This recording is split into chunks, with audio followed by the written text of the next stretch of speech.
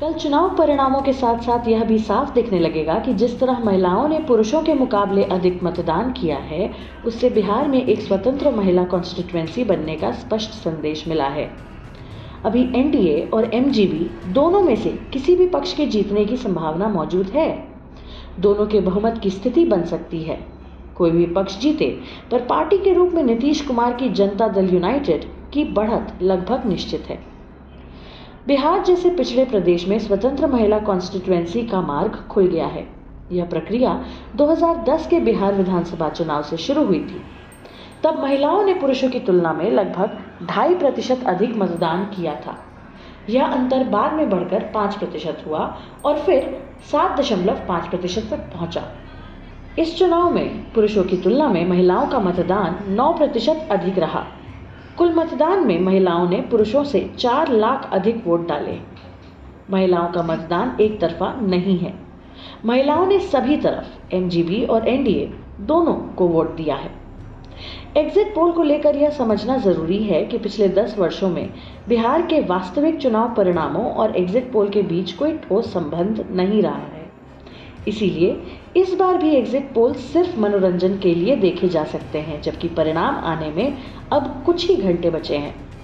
इस चुनाव की असली विजेता अगर कोई है तो वह है महिला मतदाता। महिला मतदाताओं की कॉन्स्टिट्यूएंसी सबसे प्रभावी बनकर उभरी है। बिहार में विकास के साथ साथ विषमता भले बढ़ती दिख रही हो, पर दूसरी ओर विकास प्रक्रिया में एक मजबूत नया वर्ग महिलाएं जुड़ चुका है। सामान्यतः महिलाओं ने जाति के बजाय जेंडर के आधार पर मतदान किया है। इसके साथ ही यह भी स्पष्ट है कि रिकॉर्ड महिला मतदान के पीछे सबसे बड़ा कारण नीतीश फैक्टर है।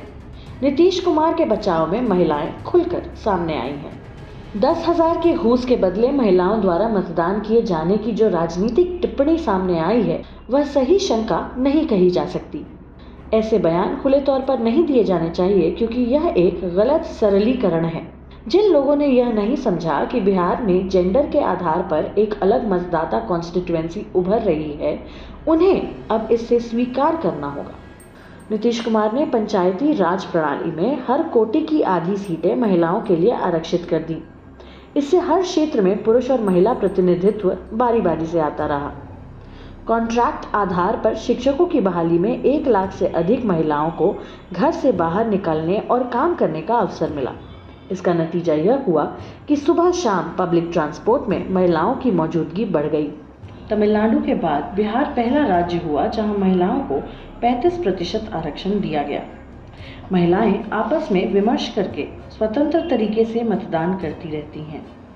महिलाएं जेंडर के आधार पर वोट कर रही हैं, ना कि जाति के आधार पर।